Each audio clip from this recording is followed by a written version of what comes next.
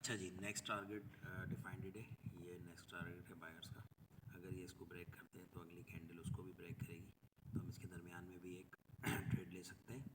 तो अगर ये कैंडल इसको इनगल्फ कर लेती है देन अगली candle must be goes on target. So let's wait for this candle because you can see this target already achieved in my last video on this two candles. After that this level retested from here and also here. Now the market is going up, so just wait for good candle, this candle. Okay, great. Okay, I take a trade. I want to take a trade here in between the this candle, but my trade place on above this level. This is danger because maybe this candle come from this level and create a doji type candle. So let's see, wait for this because I want to tell you कि ये जो space है ना, ये जो gap है, इसने इस कैंडल ने इस गैप को पूरा करना था ना, तो टारगेट के हिसाब से तो मैंने ये यहाँ लगाई थी ट्रेड के भाई अगर डोजी भी बने तो इसके ऊपर ही क्लोज हो, लेकिन वो ट्रेड थोड़ी ऊपर लगी है। लेकिन अगर ये इसको इस लेवल को क्रॉस कर लेती है और यही कैंडल अगर इस लेवल को क्रॉस कर लेती है, जो कि मुझे लग नहीं रहा, मुझे लग रहा है कि इसके नीचे ही क्लोज होगी। अगर क्लोज कर लेती है, नौ आप देख सकते हैं कि क्लोज कर रही है। अगर तो अगली कैंडल बायर्स की भी आ सकती है और सेलर्स की भी आ सकती है। सेलर्स की क्यों आ सकती है? क्योंकि इस लेवल की रिट्रेसमेंट भी हो सकती है और ये अगली कैंडल जाके ऊपर अपने लेवल को टारगेट को अचीव कर सकती है। और अब आप देखेंगे कि वाइट वाली जो SNR है, ये है मूविंग एवरेज 200 का। It is also very important और मार्केट गोइंग अप बगैर किसी रिस्ट्रिक्शंस के। मैं एक्सपेक्ट कर रहा हूँ कि यहाँ रिट्रेसमेंट आएगी, लेकिन मार्केट में पावर ज़्यादा है, बायर्स का पावर ज़्यादा है, that's why market going continue up. तो just wait for a good trade. If this candle close above the 200 and then next candle will be red one, but this is the also creating a like retracement. So let's wait. देख रहे हैं ये किस तरह market काम करती है। Market चलती है अपने टारगेट्स पे। टारगेट्स मार्केट के डिफाइन करने होते हैं मार्केट स्ट्रक्चर्स के थ्रू, कहाँ से कहाँ तक। देखें ये इसके नीचे क्लोज हुआ है, इस दोनों टारगेट्स के नीचे।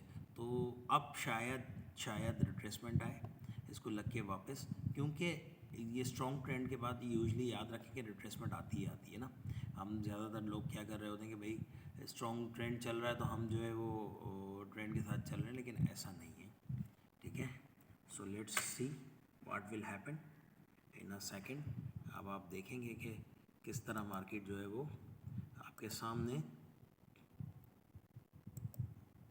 किस तरह मार्केट आपके सामने जो है ना वो बिहेव करेगी। और आप देखेंगे ये रिट्रेसमेंट यहाँ से फिर बन गई है। देख रहे हैं आप, यहाँ से रिट्रेसमेंट ये फिर बन गई है और अंदर आप देख रहे हैं कि 200 के अंदर ये क्लोज हो रही है। और अब मेरी ऑब्जर्वेशंस आपके सामने कि ये रिट्रेसमेंट क्रिएट कर रही है और रेड कैंडल बना रही है। ठीक है, तो ये है मार्केट की ऑब्जर्वेशन। अगर अगली कैंडल ग्रीन बनती है, रिमेंबर दैट कि अगली कैंडल अगर ग्रीन बनती है तो हम फिर बायर्स के साथ चले जाएंगे। ओके, क्योंकि इसने मूविंग एवरेज से 2 दफ़ा टच ले लिया है, 200 से टच ले लिया है। इट मीन्स के मुमकिन है कि अब ये इसे क्रॉस कर ले मूविंग एवरेज को। और अगर ये रेड बनती है तो फिर मुमकिन है कि हम रिवर्सल की तरफ जा सकते हैं, लेकिन रिवर्सल के लिए आपको 3 कैंडल चाहिए, 2 नहीं, क्योंकि 2 कैंडल्स यूजली आपकी रिट्रेसमेंट भी होती हैं इतने बड़े अप ट्रेंड में। आप देख रहे हैं ना कितना बड़ा अप ट्रेंड चल रहा है, इतने बड़े अप ट्रेंड में ये 2 कैंडल्स रिट्रेसमेंट भी होती हैं। So let's wait for the moment when the market is goes up, then we take a trade. Okay, so let's wait.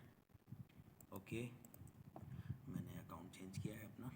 ये सिर्फ ऑब्जर्वेशन है, क्योंकि अगर मैं रियल पे करूँगा तो मेरे लिए इशू आता है। रीज़न ये कि आपको डिफ़ाइन कर रहा हूँ, डिफ़ाइन करते वक्त गलतियाँ होती हैं, तो इसीलिए मैं कोशिश कर रहा हूँ कि आपको चलें। Now I have a take a trade. Okay, तो मैंने ट्रेड ली है। रीज़न इज़ सिंपल कि मार्केट ने 200 को क्रॉस कर लिया है और रिट्रेसमेंट भी ऑलरेडी बना चुकी है मार्केट। तो अब इसका टारगेट है ये। Okay, now the target of the market here, then we take a trade again after this candle. If this candle close here or between the gap with the target, तो अपन हाँ यहाँ भी trade ले सकते हैं. तो मैं बता ये रहा था कि ये ट्रेड मेरी डेमो पे, यू कैन सी डेमो पे. Reason is simple is that कि जब मैं डिफ़ाइन कर रहा हूँ कोई चीज़ तो मेरी मजबूरी है कि मैंने ट्रेड डेमो पे ही लेनी होती है. रीज़न ये है कि सारी कंसल्टेशन मेरी जो है ना वो आपको डिफ़ाइन करने पे होती है, मार्केट पे बहुत ज़्यादा फोकस नहीं होता. इस वजह से मेरी ट्रेड जो है वो जब डिफ़ाइन करता हूँ तो डेमो पे डिफ़ाइन करता हूँ, ट्रेडिंग करता हूँ अपनी पर्सनली, तो देन मैं लाइफ पे आ जाता हूँ. ओके एनीवे, तो ये कैंडल भी विन हो गई. अगली candle also goes up with the good entry point. I need a entry point. Good. Come. Okay. I take a trade here. तो ये कैंडल भी आप देखेंगे कि मार्केट को टच करेगी. मेरा टारगेट क्या है? मार्केट का टारगेट है ये, मैंने आपको बताया मार्केट का टारगेट है ये. मार्केट में ये वहाँ जाना है. और ये जो आप देख रहे हैं, ये जो स्पेस आपको नज़र आ रही है, वैसे तो ये सेलर्स का प्रेशर है, लेकिन मार्केट का जो टारगेट है वो है बायर्स भी यहाँ एक्टिव हैं. इस सपोर्ट से भी मुझे सपोर्ट मिली है और इन बायर्स से भी मुझे मिली है. तो that's why I take a trade here for the upward direction. और मेरा ख्याल में मार्केट को यहाँ से ऊपर जाना है, इसने मार्केट को ऊपर टच करना है मेरी ऑब्जर्वेशंस के हिसाब से. ओके, सो मैं बता रहा था आपको कि डेमो ट्रेडिंग भी की जाती है और लाइव भी की जाती है. जब आप मेरी तो ये आदत है कि मैं लाइव उस वक्त करता हूँ जब कोई बता नहीं रहा होता चीज़ें और खामोशी से कर रहा हूँ. तो एनीवे, तो आपने देख लिया कि 2-3 ट्रेड हमने ये 2-3 मिनट में लिए हैं, 4 मिनट में लिए हैं ऑब्जर्वेशंस के साथ. आप देखें कि 200 क्रॉस हो गया है. मार्केट अपने टारगेट्स बना रही है. 1-2-3 कैंडल के बाद एक रेड बनी थी, तो यहाँ 3 कैंडल के बाद एक रेड आ सकती है. ये सीक्वेंस ट्रेडिंग भी हो सकती है. तो सारी चीज़ों को आपको कंबाइन करना है और ये ट्रेड आप जाके यहाँ कनेक्ट करने का इसका चांस है, जो कि इसने कर लिया है. लेकिन मैंने बहुत ज़्यादा सेफ से ट्रेडिंग करता हूँ, तो कोशिश करता हूँ कि कोई भी चांस ना लूँ, हर चीज़ को नज़र रखता हूँ. मुमकिन है कि ये कैंडल रिट्रेसमेंट बन जाए और उसके बाद फिर मार्केट कंटिन्यू करें और इस कैंडल के बाद फिर आप डिसाइड करेंगे फर्दर ट्रेडिंग. ओके, सो ये तरीका होता है ट्रेडिंग करने का. और उम्मीद है आपको बात मेरी समझ आ रही है, मैं आपको क्या बताना चाह रहा हूँ, कैसे बताना चाह रहा हूँ, ये आप समझने वाली बात है. कोई चीज़ ना समझें, सिर्फ ये समझें कि मैंने मार्केट के आपको ऑब्जर्वेशंस किस तरह आपको करके दिखा रहा हूँ with the trading of demo account. Okay, तो मैंने आपको कहा था कि ये रेड कैंडल बनेगी, देखें 3 के बाद रेड बनी है ना, तो और ये सपोर्ट से लग के आई है. ओके, ये आप देखेंगे ये लग के कहाँ से आई है, ये आई है अपने टारगेट से. तो अब मार्केट का क्या सिनेरियो बनता है ये आप समझने की कोशिश कीजिएगा. देखें ये अगर ये टारगेट ये अचीव कर लेती है, ये कैंडल इससे ऊपर अवब होती है इस वाले टारगेट से जो कि इसने कर लिया है. अगर ये इससे अवब ऊपर होती है और उससे नीचे होती है, रिमेंबर दैट, अब ये दोनों को ही कनेक्ट कर लिया है इसने. अब दोबारा इसकी ट्रेडिंग हो जाएगी इसके बाद. रीज़न ये कि अगर ये इसको क्लोज करके यहाँ कहीं क्लोज होती तो फिर हमारे पास स्पेस होता दूसरी एसएनआर को कनेक्ट करने का. लेकिन इसने इसको भी तोड़ दिया और ऊपर वाली एसएनआर से भी लग गई. ऊपर वाली एसएनआर से लगने का मतलब है कि मुमकिन है वहाँ से रिट्रेसमेंट अगेन आ जाए. सो सिंपल इज़ दैट कि ट्रेडिंग सिंपल रखेंगे तो आपको बहुत मज़ा भी आएगा और फ़ायदा भी होगा. और अब आप देखेंगे ये कैंडल इसके विक को क्रॉस कर चुकी है, नहीं कर चुकी है. अगर ये इसके क्रॉस बिल्कुल लेवल पे हुई है, जाके आप देख रहे हैं बिल्कुल लेवल पे ये क्लोज हुई है. और थोड़ा सा इसने गैप अप भी ले लिया है अगली कैंडल ने. तो गैप अप के साथ थोड़ी सी रिस्की होती है ट्रेडिंग. हालांकि ये ग्रीन बनने के चांस होंगे लेकिन फिर भी रिस्की होती है. इसके बाद अब ये जो आने वाला लेवल है, इसको अगर ये क्रॉस कर लेती है, then market will go up again after the retracement. That is a market. आपको पता होना चाहिए कि रिट्रेसमेंट कहाँ से आ सकती है और कहाँ से नहीं आ सकती. इस कैंडल पर ट्रेड ली जा सकती थी, लेकिन इसने गैप अप कर दिया है. तो गैप अप के बाद थोड़ी सी रिस्की होती है ट्रेडिंग में. लेकिन आई होप कि ये भी ग्रीन ही बनेगी, मैंने जैसे आपको बताया. लेकिन उसके बावजूद भी गैप अप के बाद मार्केट में कुछ भी होता है. दैट्स वाई गैप अप की ऑब्जर्वेशन बहुत अच्छी नहीं होती हैं किसी की भी. हाँ, मार्केट के साथ गैप अप हो रहा है तो फेवर करता है आपके ट्रेंड को, लेकिन फिर भी ओवरऑल ये फिर भी रिस्की होता है. एनीवे, तो देखें ये देखा आपने आखिरी लम्हात में इस कैंडल ने क्या किया है. तो ये होता है गैप अप से लॉस. लेकिन आपने समझना है चीज़ों को, मैंने आपको समझाना है चीज़ों को, ठीक है. अब आप देखें, अगर आप थोड़ी सी बात को समझें, यहाँ से ट्रेंड शुरू हुआ, डंग डंग डंग डंग, यहाँ रिट्रेसमेंट आई, रिट्रेसमेंट क्यों आई, इस लेवल पे रिट्रेसमेंट आई, उसके बाद इस कैंडल ने ऊपर कंटिन्यू किया जहाँ हमने 2-3 ट्रेड लिए। अब ये कैंडल अगर इसको इनगल्फ करती है और ये लेवल क्रॉस कर लेती है, then next candle will be go up और वो उसका टारगेट है। Okay, this candle will be the this level in the target of the this trade. Then we expect कि मार्केट यहाँ से आप देखेंगे तो ओवरऑल ये डाउन ट्रेंड है। ठीक है, ओवरऑल ये डाउन ट्रेंड था, यहाँ से मार्केट एक कह लें करेक्टिव वेव बना रही है और वहाँ जाना है उसने। तो करेक्टिव वेव में हमने ये आप ट्रेंड की ट्रेड लिए 2-3 और अब ये कैंडल डिपेंड करता है, दोनों देखें ये भी कैंडल लेवल से लग गई है लेकिन इसने इनगल्फ कर लिया है, तो this candle will be the green one. लेकिन ये मैं चाह रहा हूँ कि थोड़ी सी मुझे एंट्री पॉइंट अच्छा मिलता तो I will take trade here again because this candle will be touch again. Okay, तो this is the trading of binary trading और market target trading। तो उम्मीद करता हूँ कि मैं आपको कुछ इस वीडियो से कुछ सीखने को मिला होगा। काइंडली पॉजिटिव सोचिएगा, नेगेटिव नहीं सोचिएगा चीज़ों को। तो ये जब आप पॉजिटिव सोचते हैं तो आपको चीज़ें समझ आती हैं। अब आप देखेंगे मैंने कहा है कि ये ट्राई करेगा एक दोबारा टच करने का और ये जा रहा है और now it is touch.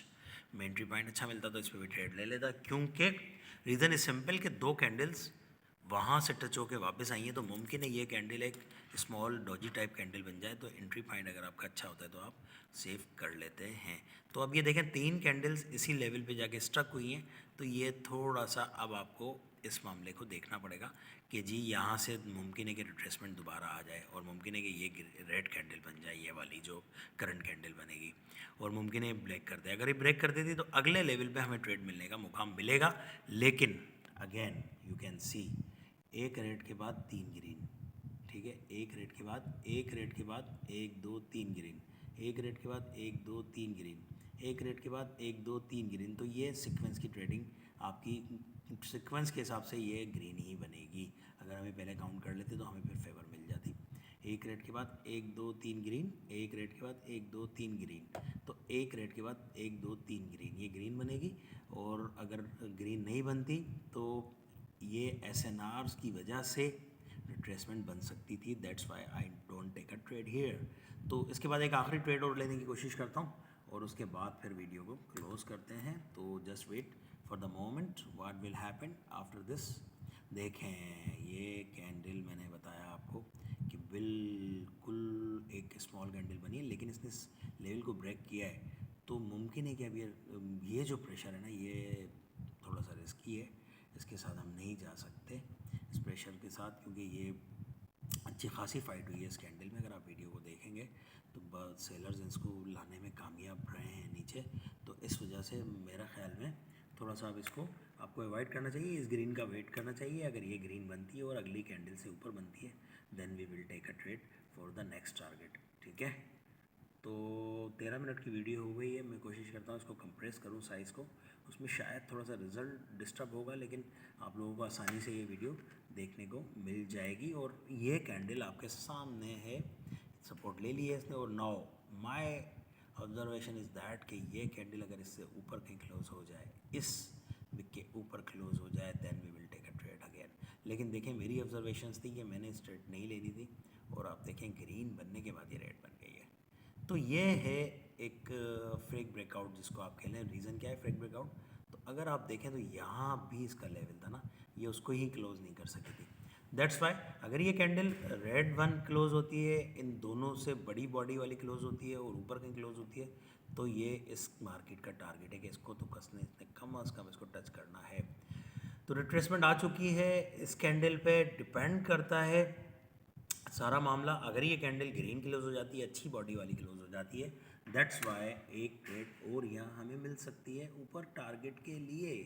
Okay, hope so कि आपको ये समझ आ रही है बात। इंतहाई आसानी से समझाने की कोशिश कर रहा हूँ कि मार्केट चलती है टारगेट टू टारगेट, लेकिन बीच में ये जो स्पीड ब्रेकर्स आ जाते हैं जिसको आप रिट्रेसमेंट कहते हैं, ये भी उस जगह से आते हैं जहाँ कोई SNR होती है। लेकिन देखें यहाँ सेलर्स स्टिल कोशिश कर रहे हैं कि नहीं भाई हम वहाँ तक नहीं जाने देंगे और नीचे लाएंगे। तो नाउ वी होप कि मार्केट अब नीचे जाएगी और सेलर्स का जो टारगेट होगा वो होगा जनाब आली इन सारी चीज़ों को टच करते हुए नीचे ले जाना मार्केट को, और यहाँ के नीचे आके अपना लो बनाना, ठीक है। अगर ये रेट बनती है तो हम सेलर्स के साथ जा सकते हैं, लेकिन ये इस SNR पे डिपेंड करता है कि यहाँ से इसको रिस्पॉन्स क्या मिलता है। तो 15 मिनट की वीडियो हो गई, मेरे ख्याल में ज़्यादा है, तो we will discuss again when good setup I will see. तो मैं फिर दोबारा वीडियो बनाने की कोशिश करूँगा। Thank you very much.